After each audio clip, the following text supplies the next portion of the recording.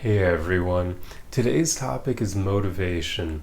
I've noticed that quite a lot of people out there rely on external things for motivation, or heck, they even just want to be motivated. They feel like motivation is something that's incredibly important, but I've come to learn that motivation isn't actually all that important.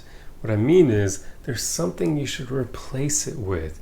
Instead of waiting to be motivated, even if it's internal motivation, which I would say is important and a powerful tool to utilize, but even then, there's something far more powerful than motivation, and that is discipline.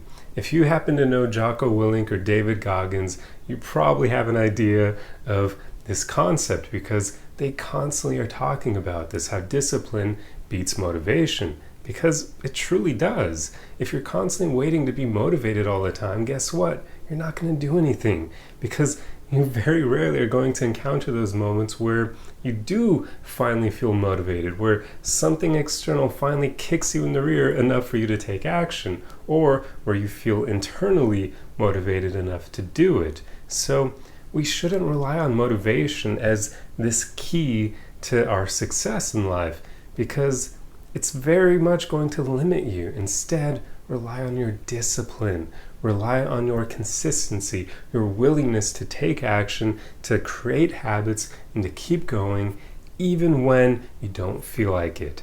That is truly powerful right there, because then it doesn't matter if you're motivated or not. If you're going to do something even when you don't feel like it, that means you'll get consistent results and you'll be taking a lot of steps to get you towards the goals that you desire.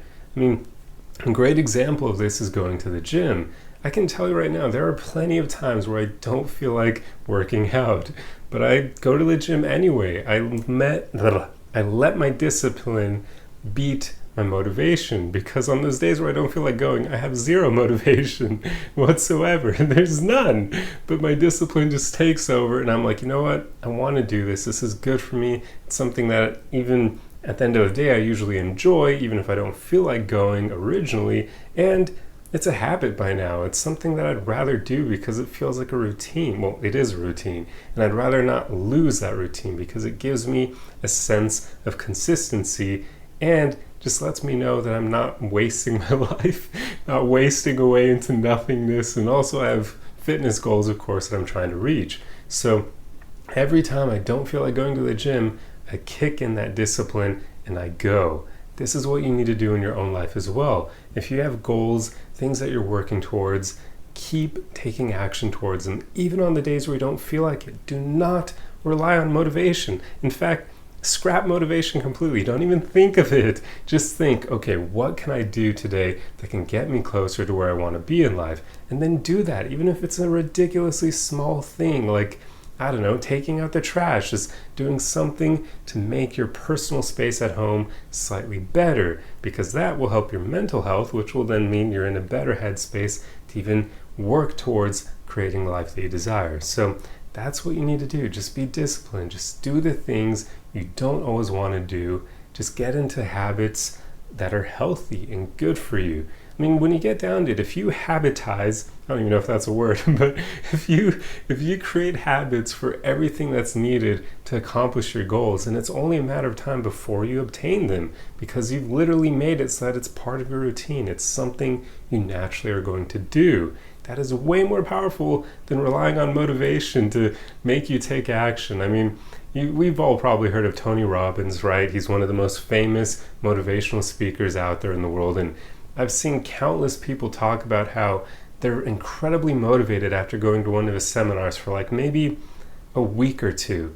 And then after those 2 weeks are up, guess what? The motivation is gone too. And that's one of the problems with a lot of these motivational speakers. I'm not saying they're bad people. Well, some of them are, but I won't even get into that. But the issue with them is if you go somewhere, if you rely on external motivation, it's fleeting. It doesn't last forever, because inevitably you'll wake up X amount of days later and the hype that you built up from that seminar, from whatever that external motivating factor was, it will have worn off. You will hit a point where your routine takes over and the motivation dries up. So do not rely on motivation, rely on discipline, consistency, and just create the habit of doing things even when you don't feel like it.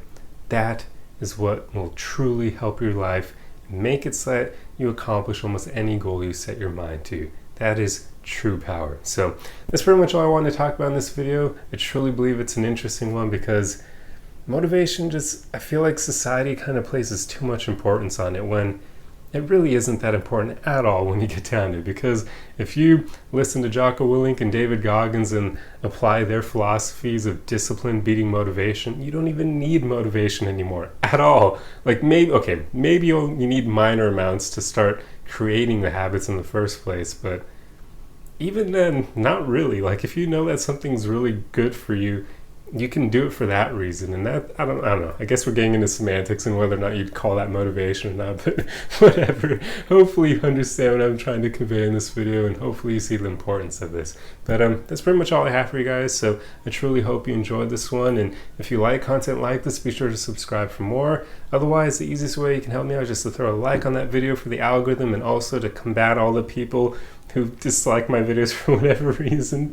I do believe the low quality is one of the major aspects, but I don't know, I'm not in the head of the people who do that. So yeah, if you throw a like on the video, it helps me out tremendously, because those people are far more likely to dislike it than you are to like it usually. So yeah, that's no good. But anyway, hope you guys enjoyed this one. I'll see you in the next one. Arrivederci.